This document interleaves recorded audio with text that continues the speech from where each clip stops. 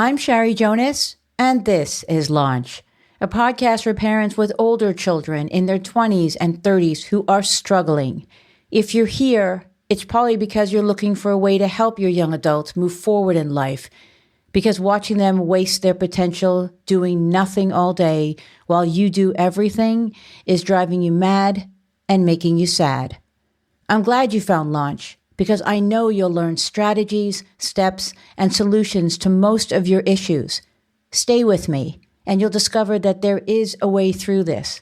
It might take some time as you learn a new way of parenting, but it will be worth it in the end. Today, my esteemed guest is Dr. Jerry Weichman, a clinical psychologist, adolescent specialist, and parenting expert who has spent the last 27 years helping more than 6,500 families navigate some of the toughest challenges that young people face today, from anxiety, depression, low self-esteem, gaming addiction, and more. He's the founder of the Weichman Clinic and the creator of the podcast Raising Families with Dr. Jerry. In today's conversation, Dr. Jerry shares his bag of mental health tools with us, and there are a lot of them. We cover so many topics: how to stop overthinking, the importance of building resilience, why kids are struggling so much, and how to help your young adult move forward. You might even want to take notes, because Dr. Jerry shares practical tips for developing a healthy mindset that work for the entire family. This conversation will give you hope. Remember to hit the follow or subscribe button so you never miss an episode. Share it with someone you love. And as always, thank you for spending your time with me today. Let's get started. Dr. Jerry Weichman, welcome to Launch.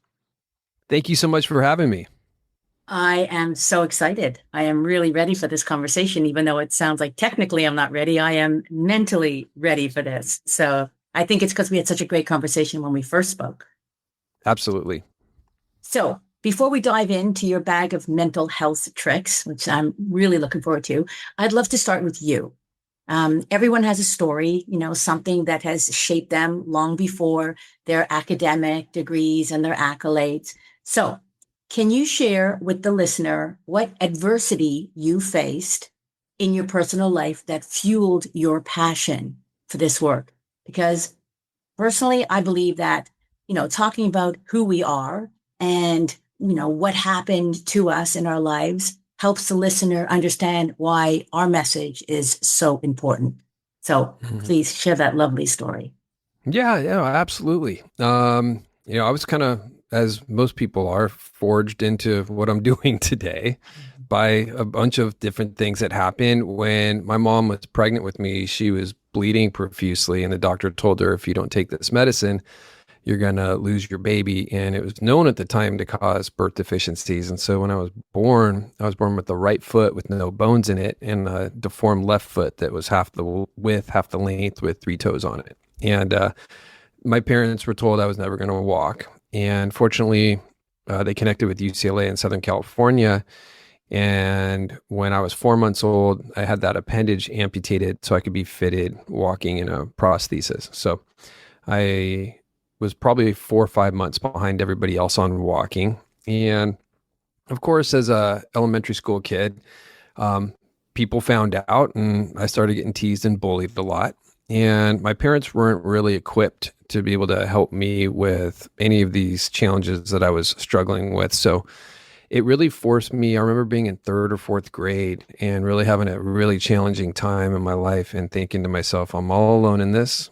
And either I'm going to fold and go down the vortex with this thing, or I'm going to figure out my way out of this, and I'm not going to give up. And it kind of started this process for me of identifying what's the problem, what's the fix. I would lay in bed in the middle of the night and play with different and create different tools to see if I felt better or worse and how I was feeling. And I think it set the tone for me continuing to think that way all the way through adolescence and definitely in my grad school program, after getting my PhD and creating all these different tools really stem from my thinking outside of the box. It wasn't just taking what they give you. I was thinking there's all these other ways to fix these problems. What are they? And once I arrived at them, and a lot of these were challenges in my life that I was working out too. And I realized a lot of these things were brought to me for me to learn to figure out, but it wasn't just for me. It was for me to teach all these other people and families that I was going to work with in the future how to navigate it as well. And something pretty cool that happened also that came out of that was I ended up being blessed with some athletic ability and got recruited and played Division I college football. Some athletic ability. I think I have some athletic ability because I play tennis. That's incredible. I love that story. So the last time we spoke, you made a few comments that I wrote down that I would love for you to elaborate on, because I think they would be very helpful to this listening audience.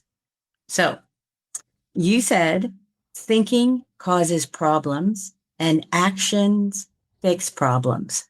So let's talk about that, because so many young adults today are anxious overthinkers, especially this audience, their parents, the parents of these kids. And these overthinkers need to understand that if they don't find ways to stop ruminating and spinning, that they will continue to have a very, very hard time moving forward in life. So what mental health tools can you suggest to help reduce overthinking? Yeah. Well, I really saw a really big uptick in overthinking after the pandemic when we were quarantining. And look, there's a reason why when you go to jail, the worst punishment you can have is solitary confinement.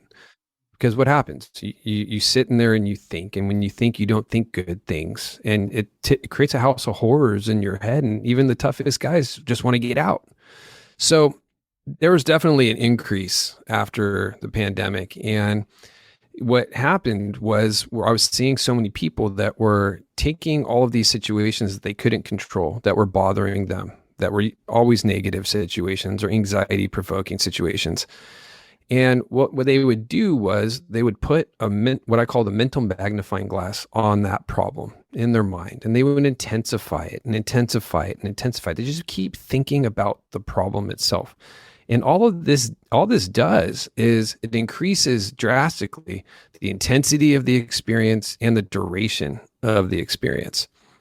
And so when I'm talking to the patients and the clients that I'm working with, it's so much less about the thinking and more about the actions, because thoughts typically create problems. You can't be anxious or stressed or nervous or worried without thoughts first. What we think then creates how we feel. So if that's how this works, then it's really about learning how to take the mental magnifying glass off the problem. And if we're going to spend time thinking, it's thinking about what action we take to fix the problem, because thoughts create problems, actions fix problems. But you get these people, I like to think visually and speak in analogies, and this is the best one I've come up with for this with the adolescents, young adults that I work with. It's, when they're focusing on these negative situations, I ask them, hey, did you ever have a dog growing up? Yes. Did you ever pick up dog poop? Yes. Before you tied that bag up, did you ever bring it right to your face and stick your nose in there and put your finger in there to see what the dog ate? And they look at me going, no. And I said, look, it's the same thing you're doing in your mind with the poopy stuff that's happened. You control what you think. You control what you feel, because life and people don't. We do. We control how we think and feel. No one else can control our thoughts and feelings. And even if you're focused on something that's really bad, you can choose to not put the magnifying glass on that. You can think about anything else. You can think about your first boyfriend or girlfriend that you ever had, or your first kiss, or your best experience ever. And all of a sudden you're taking the magnifying glass off. So if we're going to spend any time thinking, it needs to be, what's the action I take to fix my problem? I love it. But you know how many people will probably say this to you? Easier said than done. Everything is. Yeah. Yeah. It's, part of the problem is we don't make our mental health as high of a priority as it needs to be. And the problem with this is mental health, whether you're a parent or you're a young adult, it impacts you all day, every day, regardless of age. It impacts your drive, energy, motivation, focus, relationships with others, your job, your work, a sport if you play one. It impacts everything, and we're not taking care of it. I mean, if your check engine light goes on in your car, we all stop and get it checked out because it's an engine. We need this car to get through life. And to me, that's what mental health is. But right now, we have all these people that are not making mental health their number one priority. And so they're driving around with their check engine light and smoke coming out the back and going, oh, might be my brakes. I'll check it out in like 6 weeks. It's not going to work out that way. You've got to make it a higher priority. Right. Now, here's what I notice. The parents that I speak to, they're all aware, very aware that their young adults are experiencing mental health issues. They tell me right away, they're depressed, they're anxious. So being aware is not the solution. Knowing that just seeing the engine light on is not going to fix it. So I love that you're saying make it a priority, but how do these parents go about making their young adults' mental health a priority other than just saying, yes, they have this depression or anxiety? What can they actually do about it? Especially because this cohort of young adults, in a way, it's a badge of honor. I'm depressed, I'm anxious, and then they don't do anything about it. So how do we move the needle? Right. They a lot of them like to what we call sit in their feelings. Yeah. And it's not going to help. It just makes it worse. And the hard part here as a parent, and it's very hard when you're watching your kid struggle and suffer because you're really in more of a helpless place to help them, because when it's all said and done, they're the one behind the wheel. We can't drive their car for them. It's always a lead a horse to water situation. We can't force the drinking, but we sure can influence. And so part of what the answer to your question would be for me is it's being curious with your kids. Instead of saying you're depressed, you need help, you need, go talk to a therapist. It was, hey, if you know that you're struggling and having a hard time, that's okay. But why would you not want to do something about it to make it better? That's what I really want the answer to. And, if we can get there, we're good for right now.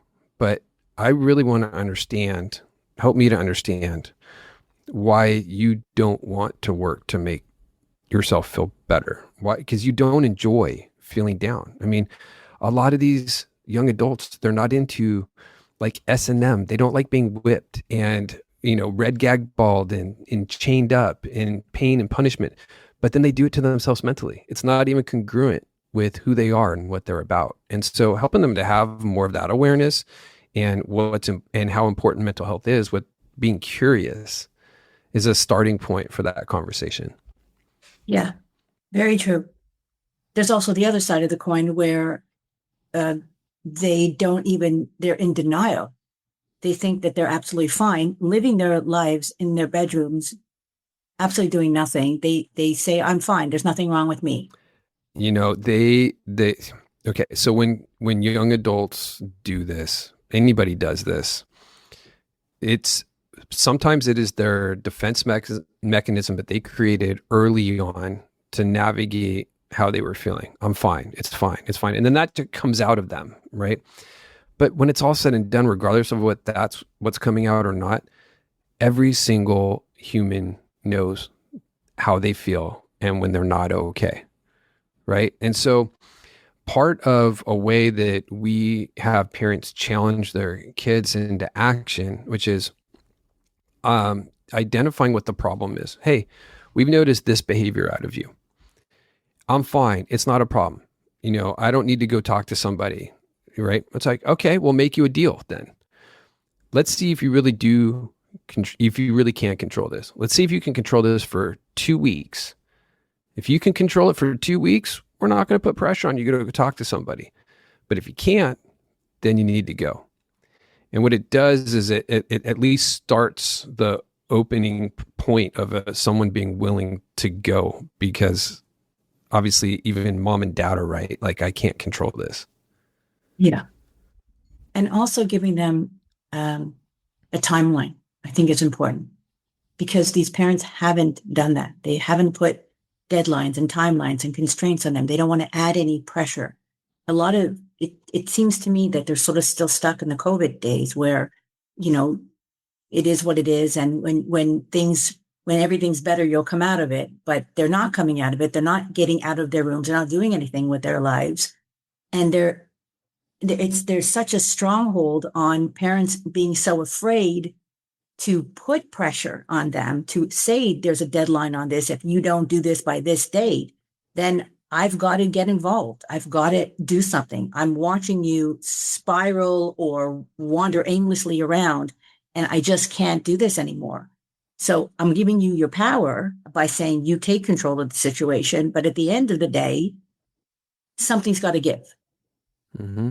It's the most incredible thing to witness and to even hear as someone who speaks to parents a lot about how stuck, there's no better word, stuck, paralyzed, and it's, remember that expression, analysis by paralysis or paralysis by analysis, I forget. Paralysis analysis, yeah. Yeah, they're just stuck. And it's like moving a boulder, and parents will say, I can't force them. And I'm like, but if your adult child had diabetes and if they didn't take their insulin, they would go blind, lose a leg, whatever. Would you still say, I can't force them? Like, at what point do you have to take over with their mental health? Nothing bothers me more than the medical or whatever system saying that by 18 they're adults, and I hate that. That shouldn't apply when they're living at home and stuck and not well. I'm sorry, it should be all bets are off. I don't care how old they are. They're not behaving like responsible adults. And here we are as parents going, I can't force them. I say, yeah, right. You can. Well, you can definitely still influence, for sure. And there's lots of different ways to influence. You can psychologically influence your kids. Since something that worked with my own kids was, hey, you know what? Like, I know you're having a hard time and you don't want to do anything about it right now. That's okay. But when you're sick enough of this, like, the options are there. Everything's teed up for you, ready to go. When you get sick enough of feeling like this and living this way, I know you and I believe in you, and I know you'll do what needs to be done, because that's just who you are, because you were built for hard things. Okay. So, just even psychologically influencing them is helpful. But yeah, you're right. I mean, you're limited because I believe in every state across the country, that once you're 18, you're a legal adult and you're responsible for your own mental health, and your parents can't do much unless you're really so far down in that continuum that you're a danger to yourself or others. And that's when things can get involved, people can get involved. But there's this gray area that exists of these kids that struggle, that suffer, and nobody can force them to do things about it. But as parents, we can definitely make it a lot more uncomfortable, because allowing our kids just to exist at home, saying they can't find a job, and it's a bad market and it's a bad economy, and they put out 50 emails today and they haven't heard back from anybody, and you're like, well, you got to follow up, and like, I did follow up, and like, but they're just laying there. What we've seen with when kids were teenagers, when you could take all their stuff from them, when you take their phone, TV, computer, cell phone, there's still a percentage of that population that can still hover enough in their disposition, because things haven't gotten worse enough for them to want to work to make it better. Because to make a change, you either have to be sick enough of your situation to do something about it, or at bottom, so there's nowhere else to go but up. So as parents, one option we have is making our kids' lives more challenging, and challenging enough to make it actually worse for them to want to work to make it better. It's putting the heat, it's putting a little blowtorch underneath the couch they've been spending 20 hours on. Yeah, absolutely. I love the whole idea of not making them comfortable, because you're right. They say, what can I take away? Other than the fact that, by the way, there's Wi-Fi in the house, there's food in the fridge, there's a phone that's still on the family plan. There are all these little comfort creatures. There's comfort zones that we can stop making so comfortable, but they don't. It's for so many parents, though, it's exhausting, and they give up too quickly, because it's and it's emotionally taxing. It's so hard to be watching your son or daughter struggle and to be helpless to help them. So you're fighting your brain and your heart constantly because your heart's like, no, I love this kid. We got to continue to love them, make their life easy. And we've got your brain going, I've got to put so much heat on this kid and make this uncomfortable because if they're not going to go, I got to make them start moving. The way you kind of remove your heart from this is not just understanding what we're talking about today, but it's really about looking at this as a behavioral science experiment. So if your young adult is just sleeping through the whole day, to me, I would do something that would make it a lot more challenging for them to do that. Whether it be, coming into the room, turn their lights on, blowing an air horn at, 8 a.m, doing these little things. And they're going to freak out and get upset and get in and be, perturbed. And that's fine. You have to look at this as a parent to sustain this.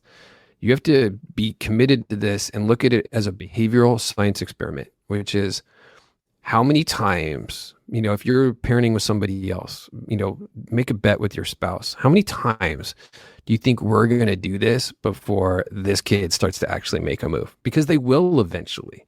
They're just trying to wait you out, is what they do. And they do a good job because you, on a daily basis, either you're training your kids and your young adult, or they're training you, and they spend a lot of time trying to train you.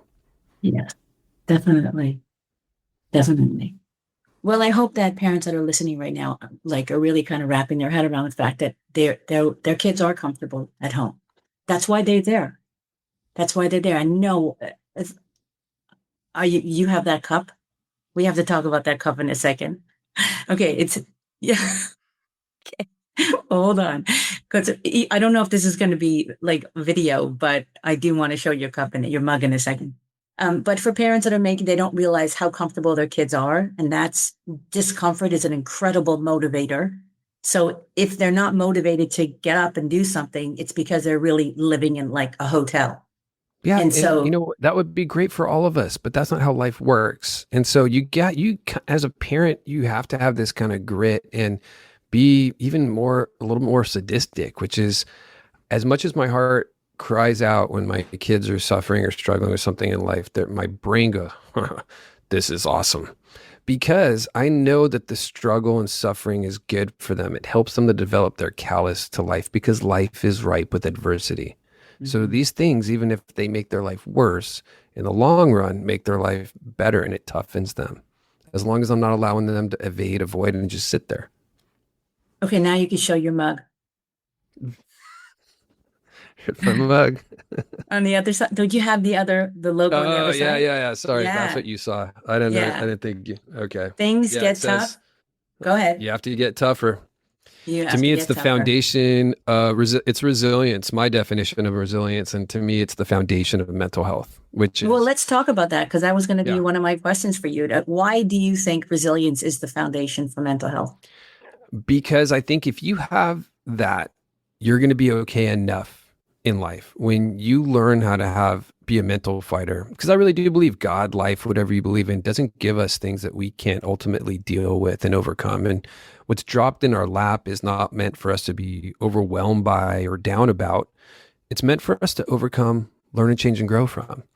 And in doing so, it leads us to who we're supposed to be and where we're supposed to be next in our life. These are just hurdles, and you have to elevate just a millimeter above it to clear it. And as long as you have that fight, if you can learn how to be more like a spring, that the more that life pushes down on you, the more you recoil back, then you can actually overcome so many more obstacles. And you take these valleys. Life's always going to be a roller coaster of peaks and valleys, but you turn these deep valleys into little blips when you've got that fight in you. My kids, when they were young, I coached their sports teams. And a lot of these kids, when they're really young, they cry for non-pain related injuries. And so, whoever the kid was, then make sure they're okay. And they were mad about something that happened. And I'd say, hey, look, don't get sad. Like, get mad. Like, go do something about it.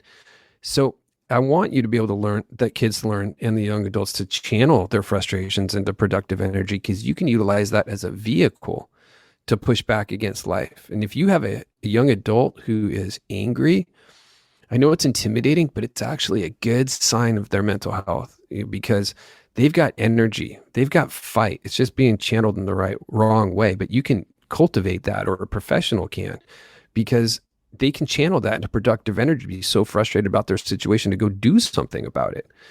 It's so much easier to work with the angry kids than it is the listless, super depressed, woe is me, hopeless, hopeless kids. But you avoid giving up when you're resilient, when you have that fire in your belly, and when it can prevent having suicidal thoughts. Because when you give up in life, you start to get flooded very quickly with depression, anxiety, stress, and then you get overwhelmed. And then when you get overwhelmed, your brain starts thinking of ways out of the situation. And if you don't have tools to navigate your mental health, the first arrival is death. It's suicidal ideation. I wish I was dead. Right? Now, it's much smaller percentage of that population actually attempts, but you cut that pretty much out if you're teaching, hey, in this family, things get tough. We get tougher. Like, don't get sad, get mad. Go do something about it. Right? Okay, so let's talk a little bit more about this resilience, because do you know, I mean, you're a father, you have this incredible practice. You know that not all kids come into the world with that sort of grit, that hardiness, that their natural resilience. Some of them are really sensitive and they need to be taught. They need to, I remember when so clearly falling down, and I have two brothers, one older, one younger. So maybe it's because I was the girl and my mother was, or she was just tough. She never coddled me when I fell, but I remember her saying to me, get up. And I'm looking at her like, you're not going to give me a little love? She's like, just get up. You're fine. She didn't want to see me on the ground crying. And maybe that's why I am who I am, because I had a mother who just said, get up. You're okay. And, was I gushing? Maybe. But did I survive? Yes, I did. But when you have these children that come to you and they're so sensitive and they don't have that same hardiness, and parents, they feed into it, right? So some of them, they overcompensate. You're not as, you're more sensitive than your sister or your brother or whatever. So they overcompensate. Sometimes they don't, or they do. But what I'm saying is, I guess what I'm really trying to say is, how can parents build that resilience when they're dealing with some of these really sensitive kids that just don't have the same kind of fight in them that maybe their sibling has? Yeah. Well, that's a great question. I think, when we're talking about resilience and how to integrate this, the first part is you do need to validate, hey, this is challenging. This is hard. I get it. This is how this goes. And one of the tools for this is resilience. Let me explain to you what resilience is and why this is so important.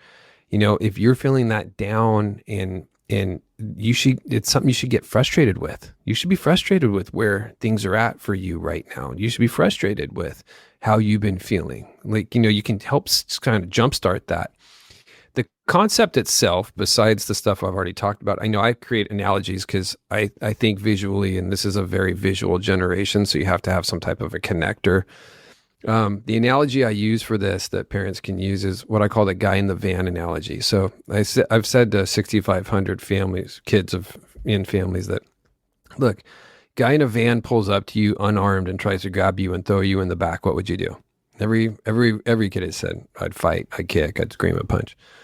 Say, look, if that guy showed up once a day, but every day, somewhere where you were along your route, would there ever be a day where you just put your hands up in the air and said, okay, just take me, do whatever you want with me? No kids ever said yes. They say no. I say, look, there's not that big of a stretch between that situation was happening with you in life when life is really hard. Life is the guy in the van. You have to have that fire in your belly, right? And the thing is we can always draw. No matter how down we are, we always have the energy to fight. You could be the most depressed, not slept for 3 days, laying in a dark room, curled up in the fetal position. But if someone comes busting through your room with a knife, you're going to find that you're going to summon that energy to move, and you're not even going to think about it, right? That energy is always there. And sometimes we do have to summon it from down below our belly, so to speak, to come up and fight. And that's why it's good to get mad, and it's good to use that as a vehicle to be able to fight.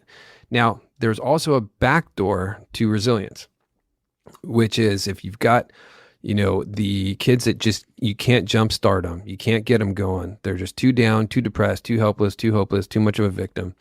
There's another back door that we found that exists, which is if you can get them out the door and you can get them into boxing training, it stimulates them significantly. So what happens, we found, is just, we're not talking about head contact, just working with the boxing trainer. There's something so primal about punching that even if you don't have the energy, you find the energy, and it is a good release for them. They get more dopamine, more serotonin, more endorphins, and all those chemicals help them with starting to jumpstart that dead battery. But there's also another one that happens with this if you can get them to go to a few trainings, which is the learning curve is so fast that they start to feel like a physical fighter, and then they start to turn into a mental fighter. That kicks on, and that's the back door. And it's worked with the majority of the population that we've done that with. Wow. I've never heard that suggestion before. I like it. I like it. Something else that you said, I think we're going to go back to resilience, or we're going to keep touching on it. So we're not done yet, but something else you said, and this is very important. There are very few mental health issues that you don't have control over. In fact, I believe that when you said that, you were touching on one of your mental health tips, which is that focus on what you can control instead of what you can't. And that's one of the major issues, is that people, again, the rumination and overthinking about what they can't control in their life when there's so many things that they can control. So can we talk about that level of letting go of what you can't control versus what you can, and what is a better approach? Yeah. What I realize is that it's really challenging there's a lot of convoluted information when it comes to mental health out there. There's a lot of ineffective tools, but there's also some really good ones. And nothing's going to work well for people if they're constantly focused on the things that they can't control, because it floods them constantly with problems. If we haven't figured this out yet, the only control that we have is how we react and respond to what happens, combined with the effort we put into the things that we do. And when you step outside of those two levers and that silo that you have full control over with those two things, this is when the world starts taking you over, because we start to mentally start chewing and focusing on what our kids doing, what our parents are doing, what's going on in the world, what's going on in the United States, what the neighbor did, what the dog did. All of these things we cannot control. And when you do that, it's a square peg round hole. You're going to unconsciously, but intentionally drive your stress, anxiety, frustration up, just from doing that. But when you start to feel upset about anything, if you can stop and either prompt yourself with what can I control, or something else that's been effective for me has been when I'm in a challenging, because life and people and situations don't control how we think or feel. We do. And just that statement, when I'm in front of a person who's frustrating me, or I'm in a hard, challenging situation, if I can take 3 seconds to step back from it and go, this person or this situation does not control how I think or feel. I do. Now I'm taking back control of what I have in my silo and I can, once you get back in there, now you can do a lot with mental health tools. Now you're going to be in a lot more control of yourself. And if you make the inside of you okay, it doesn't really matter what's going on outside. You have peace within chaos. And that's one of the names of the game of life. Yeah. I think that a lot of this is coming from parents not being able to manage their own emotions. Correct. And our kids are watching us. And so if parents are coming home feeling this lack of control over what's going on around them in the world, in their backyard, they're modeling this to their young adults who are not really equipped. They don't have they don't have other things going on in their lives, right? So parents come home, they've had a day at work, and then they turn on the news. I'm kind of dating myself. And then what happens is that they start talking about what's going on.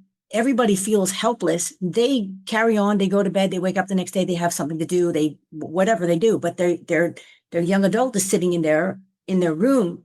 They're stuck on this. What's the point? The economy's bad. The politics is that. What is the point? And so I want to talk about for a second your take on parents managing their own emotions first. Because I say to parents all the time, you think your kid is broken. And I understand that you feel they are, but we need to do the work on you. We need on yourself as well as on your relationship, because you're a part of this. You're a part of the dynamic. You're living with them. They're watching you every day. So let's talk to parents about how they can work on themselves first and then understand the impact that they have on their their adult children that are sitting there, taking it all in without the resilience or the resources or the community. Well, it's really hard to be a parent of any age kid today. I mean, the world is really, it's a really challenging place. We've got streams of information, negative, constantly people's opinions. There's a lot of exterior problems. And then if you've got problems on the interior too, there's no break. It'll burn you down into this low grade depression or more, even a moderate depression.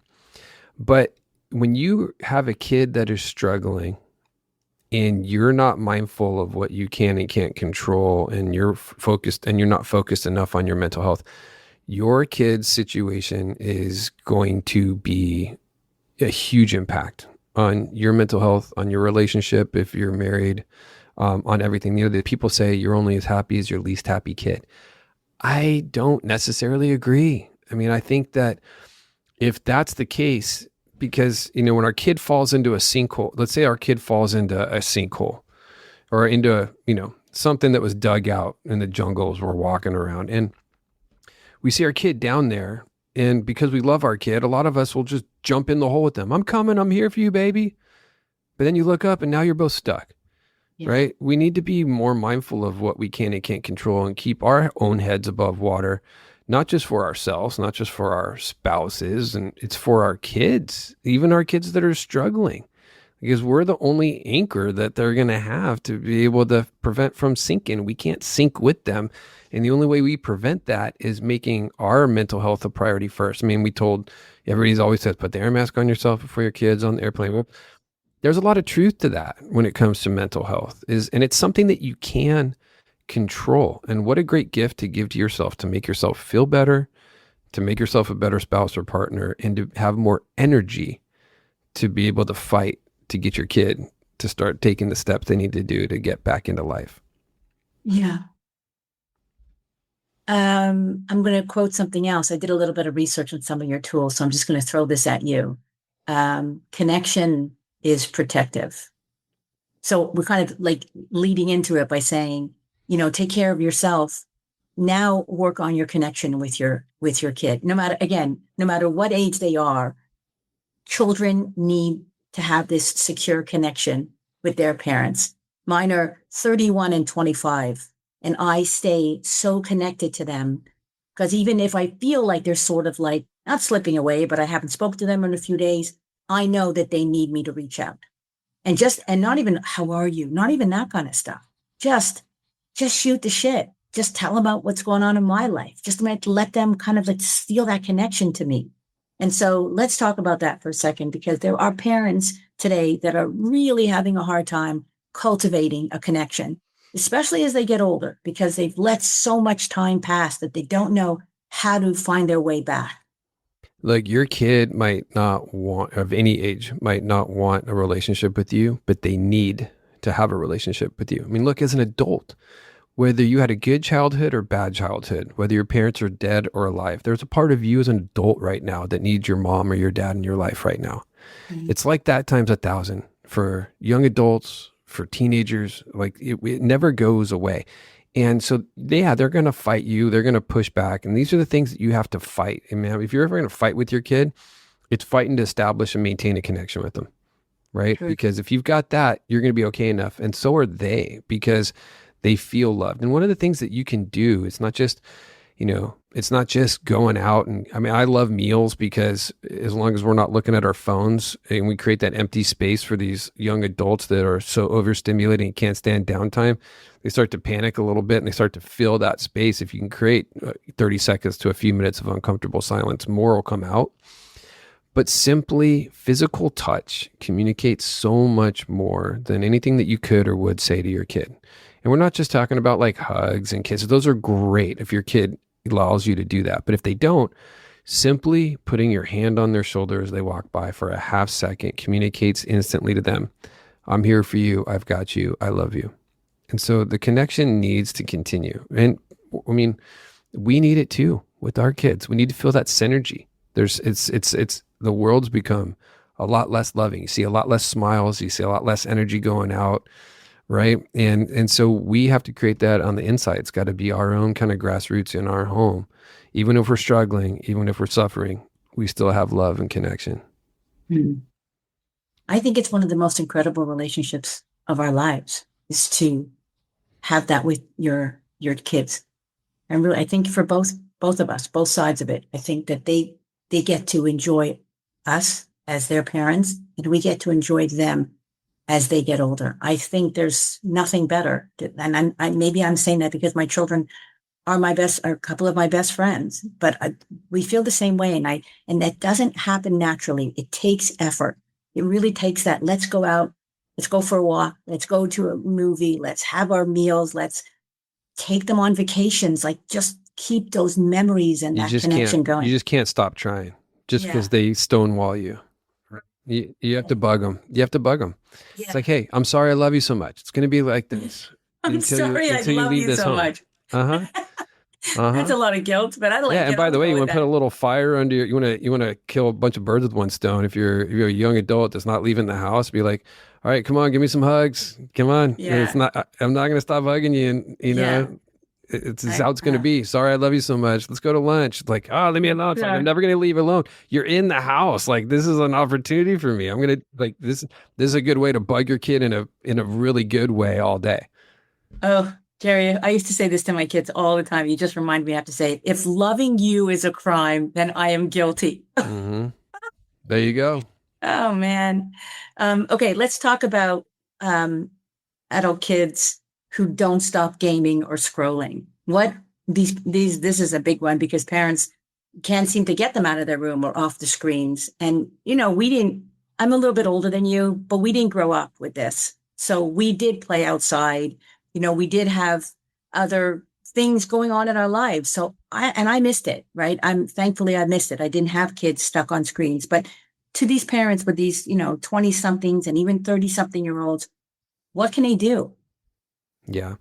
Well, don't forget the conversations need to happen first, right? Even a young adult needs to understand why this is a problem, or they're not going to be able to connect the dots, and they're not going to even have a chance to be able to consider making a change for themselves if they don't connect the dots. And so the conversations have to happen about electronic addiction, about how the phones and the apps and the shorts and everything has been designed intentionally to be addictive for adults, right? Yeah. But then now we've got, teenagers and young adults that are born into this, so to speak. And right. The problem is it activates the same pleasure center in the brain as sexual gratification and intoxication. It's the same part that fires. That's how our brains call for it when we're not even thinking about it. It's like, I'm just going to pick up my phone for like 5 minutes, and then you're down the rabbit hole until 4 a.m, right? And so helping our kids to have the awareness of how these were designed, what the intention is, that we are batteries powering basically somebody else's machine, and they don't care. They don't care if you're not getting enough sleep. They don't care if you don't have a good relationship. They don't care if you're depressed. That's one piece. Another piece is these kids that are learning to, when I say kids, I'm talking about young adults, teenagers, doesn't matter. They've learned to pacify themselves with their phones, which is problematic because they're not learning the tools on how to navigate how they feel. They just sit there and go, durr, and they just durr out on their phone, right? 15 years ago, we had major problems with kids and young adults that were very oppositional, very angry, punching holes in walls, calling mom effing bitch, and smoking weed in the house and sneaking out, running away, not coming home, F you all.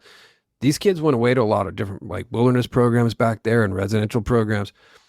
The amount of kids and young adults that we see now that I can't even think of the last time we had to send somebody. And it's because of these stupid phones and electronic addiction, because now, as soon as they start to get a little bit upset, what do? Just sit there and and then all of a sudden things come down later for them. So helping young adults to just have the awareness of that they've been kind of born into bondage, so to speak, since they're the natives born into this. And it's almost like the Matrix, if anybody ever saw that, like you're born into this, you're battery powering a big machine. That's what we are, because the more people that are trapped there, the more money they make. And it's just that you're a dollar sign. And so helping them to have that, to be able to sit with that for long enough and to connect the dots on it. And to also get curious as to, look, I didn't grow up necessarily like this. Help me understand what's so cool about this. What do you actually like? What actually makes this so good? See if they can even come up with what it is. Because if they can't, they're wrapped into the electronic addiction. That's all it is. I just like it. I don't know. Yeah. It's funny that you say that, because I just did an interview with a 30-year-old who had a gaming addiction. And one of the things that he was advising parents is that instead of telling your kid to get off and stop and shut it down and stuff like that, why don't you take an interest in it and find out what is it about that game that they love? And if when you show the interest, then your kid is like, they're not shutting you down anymore, shutting you out. They're like, okay, well, if you really want to know, let me show you. Right. But again, it's the why, right? Yeah. Like, hey, I don't care so much that you're doing this or you're living like this, or this is what you're doing with your time, but help me with the why. If you can help me with the why, we're good for right now. Okay. So they don't have the answer, because there is no appropriate answer for why. Because a lot of times they say, I don't know. But I don't know has been used for decades with them, with their parents, to get their parents to leave them alone. So anytime a kid says to me, or a young adult says to me, I don't know, my first response back is, yes, you do. Because you don't have Tourette's. You don't have an impulse control disorder that makes you just yell mother effer for nothing. You think things, then you do things. What I'm looking for is, what are you thinking that's making, or feeling that's making you do that? So you ask until you get an answer? Yeah. And then like, I'm not going to leave you alone until you help me understand it. Like, as soon as you do, I'm out of this room. I'll leave you alone. But these conversations have to be in chunks, like little stages. Yeah. The first one is just getting them to see, like, hey, I'm not here to bust you up. I'm just here to understand. Give me the why. Do you have the next steps for them? With the next steps after that? Well, it depends on what comes out of your kid, right? If it's, the world, see, that's hard because these kids don't want to talk to their parents so frequently. They don't want to open up, and they don't want to open up to dad, who's probably been successful, and go, you know what, dad, I'm really anxious. Like, the world is a very scary place. I don't feel good about myself. My self-esteem is really low. I feel very small and inferior in the world. And so my coping mechanism is avoidance and evading and avoiding anything that is aversive to me, which has actually made my perceived fear of everything so much worse. But I am so stuck in this, I don't even know what to do. That's never going to come out of your kid, right? It's like, well, that was good. That was really good. But that's what happens. But that's exactly what happens with them. That's why they get stuck there. Yeah.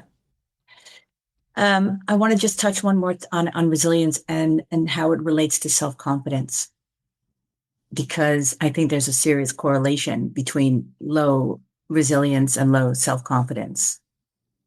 Do you agree? Yeah, I do. I found an even bigger culprit in my career for the self-esteem is we can trace low self-esteem from, late teens, early 20s back down to a simple habit that people picked up somewhere in late elementary, middle school. They got negative.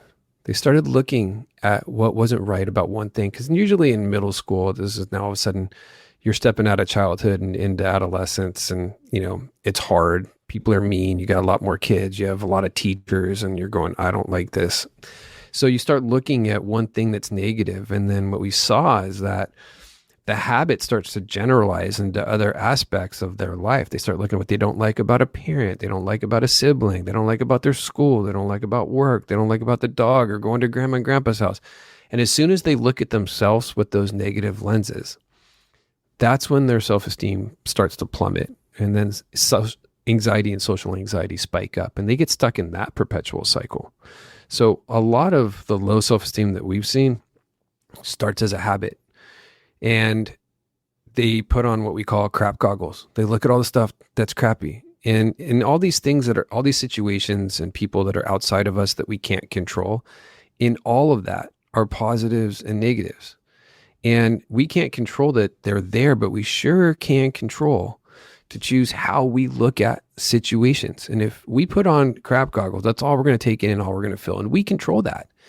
In every situation, there's at least one or two positives. It doesn't matter if there's 30 negatives. If you can hold on to those one or two positives, you're all right. And that's the name of the game of life. I mean, look how profound this is for anybody that's listening. Is if you think about a parent you had growing up, put on negative lenses really quick. It doesn't matter if they're dead or alive. Think about what he or she did that was frustrating or annoying, or that really bothered you, or that you didn't get enough of from him or her. Notice how you feel right now. Okay, now stop. Put those negative lenses to the side. Switch your lenses. I'd like for you to think to yourself about that person and what you like, love, admire, or appreciate about him or her. It's a completely different feeling. And the beauty in this is it's almost an instant switch. And it's a reminder that life and people don't control how we feel, we do. So if you've got a negative kid, then so much of what you have to challenge your kid is, hey, when you come home, they're laying there, this sucks, this is lame, I hate this. It's like, hey, no, what's one positive about that person? There's nothing, they suck. It's like, no, there's positives and negatives. We talked about this. Give me one positive about that kid and I'll leave you alone. Fine, he's funny. Thank you. And you leave him alone. You just flip that switch for your young adult. And what they get a taste of that, not only they feel better, but it's also an opportunity for them to start remembering over time. I've just got to start identifying what the positive is, because it's a very high likelihood if you've got a young adult living with you that's got a lot of mental health issues, the negativity and how they see the world and most importantly themselves is a big factor in why they continue to feel the way that they feel. I couldn't agree with you more. I could not agree with you more. I often will say, I also talk to the young adults as well as the parents, and I'll talk to them privately. I think we talked about this. It's not always good to put them in the same room. You don't get the same kind of openness. But when I say to these adult children, I'll call them that, they're in their 20s and even 30s, what's wrong with your life? They're like, they unleash. I have a fear of failure. I have a fear of being judged. Everybody else is so much further ahead than me. What am I going to say that I've been doing the last few years if I can't, when I try to get a job, I'm really pretty much like useless. And they just have this terrible self-deprecating perspective on themselves. And I hear it, same stuff all the time. So then I go, what's something you like about yourself? Or even I'll say, when was the last time you were happy? And it's shocking because they don't think that way. They have to actually, like you said, put on a different set of lenses and start thinking, I don't know what I like about myself. Or they'll break down and say, I don't like anything about myself. That's not true. You have qualities. So I need you to think about some of them. Or think about when you were happy. And it is a complete paradigm shift in their perspective. And so I love that. And I wish parents would be able to have those conversations, because they're not that hard, to have your kid tell you what they like about themselves. Correct. So thank you. And as a parent, you can also do that too, right? When you're trying to build self-esteem, a lot of these young adults, they got stagnated through the stuff that they struggled with. So their identity formation is stagnated as well. So they don't really know who they are. And so you as a parent do. And if you could take 10 to 15 minutes individually and write down the things about your son or your daughter that make them awesome. See, the problem with self-esteem, and especially these young adults, they're surrounded by, they're screwing up self-esteem because they use the outside as their basis and justification for the inside, right? How many likes, how many followers? Do I have a job? Do I have a car, nice enough car? Do I have a girlfriend? Do I have a house? I don't have any of these. I'm a loser, right? there's things that your son or daughter have come into the world with that are worth their weight in gold. Characteristics like loving, caring, hard worker, good friend, loyal. It doesn't matter how people see you in life. What matters and what you need is how you see yourself. And so if they can take one thing off the list once a week and just drop it on their young adult in passing, hey, I was just thinking today how much I admire this about you. And your young adult's going to look at you and be like, okay, whatever. But inside they get those little bursts. And what you're doing once a week, every week, you're dropping one, or you could do 2 a week, but don't do more than that. It gets excessive. But you do that and you're starting to plant the seeds for identity formation for your son or for your daughter. And what I also like about this is so much of as growing up as parents, our praise is typically for actions, things that have happened, successes. This is just random praise for your son or daughter being who they actually are, which I think is super cool. Plus it helps them to build their confidence in themselves. Me too. And to add to that, although that's beautiful, what are you grateful for in your life? Because life doesn't suck. You're sitting in this home. Everything's provided for. Your parents adore you, even though you might not think they do. You don't have to have a million friends, but what are you grateful for in your life right now? And if you can, I know that's a heavier question to ask a young kid, but anybody in their 20s and 30s, they might have trouble sharing that with you, but write it down.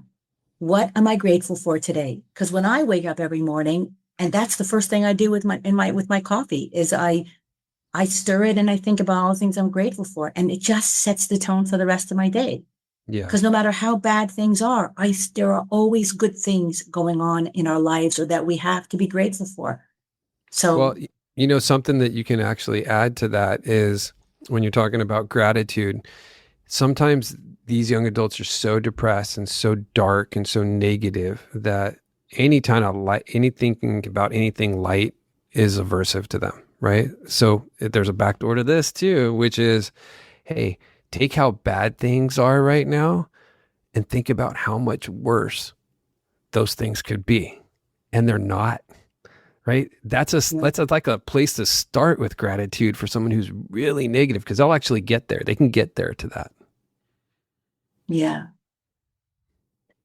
We are almost coming to the end of our time together, but you do have some strategies, and I always like to leave the listener with a few additional strategies. You've already mentioned so many, but some of them that I have, and I don't need you to go through all of them, but one of your favorites, like you have present moment focus, 3 by 3 by 3 breathing technique, self-talk as strategies, which I think we sort of covered.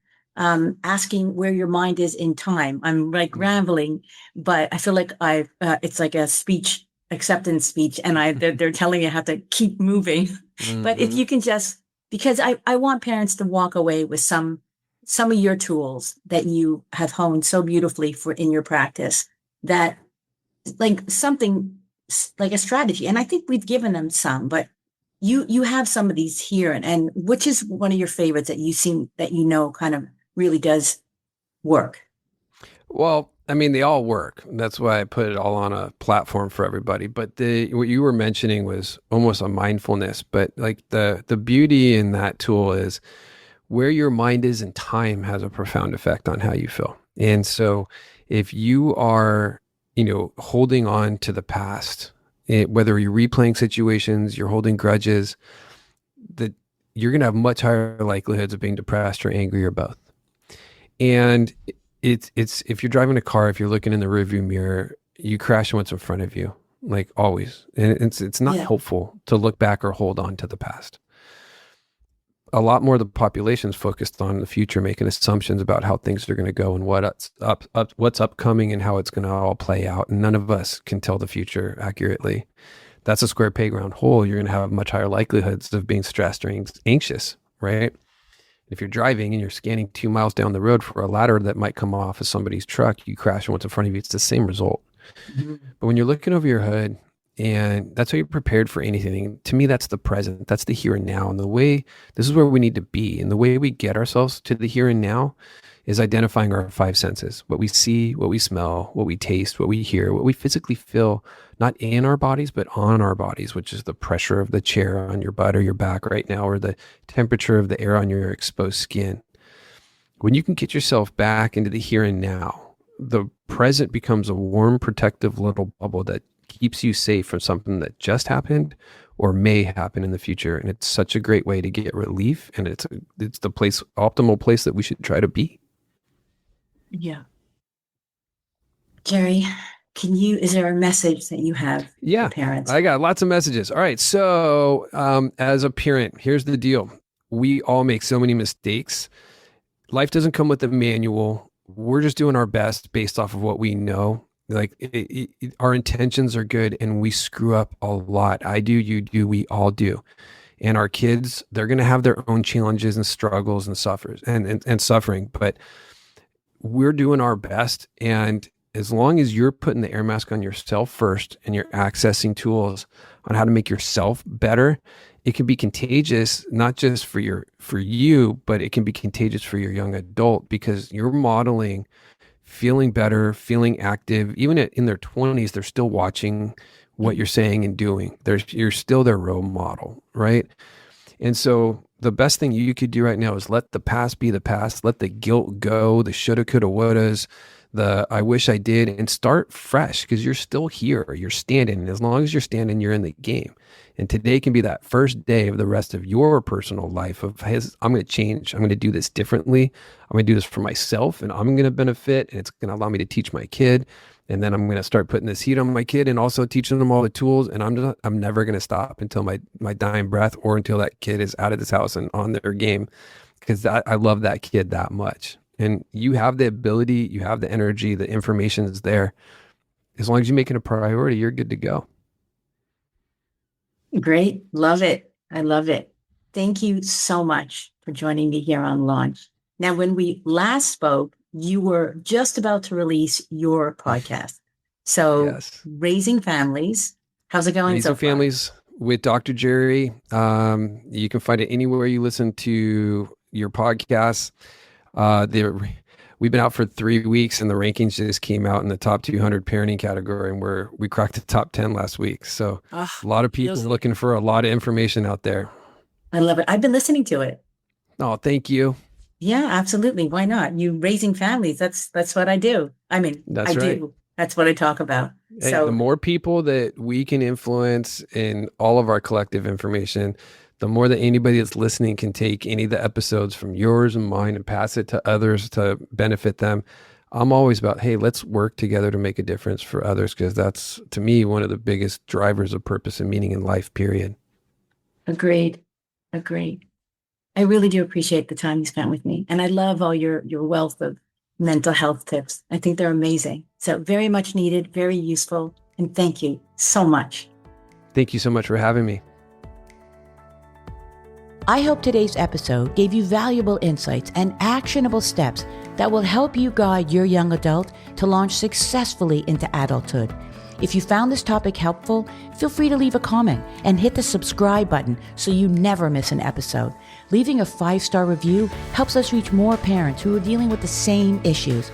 And if there's something you want to ask me, I invite you to join Launch Advice, my weekly publication where I answer one question from parents just like you. It's free advice that will appear in your inbox probably when you need it the most. Just click Launch Advice in the show notes, and don't forget to email me your confidential question. And remember, no one ever said parenting is easy, especially when you're raising an adult. Talk to you soon.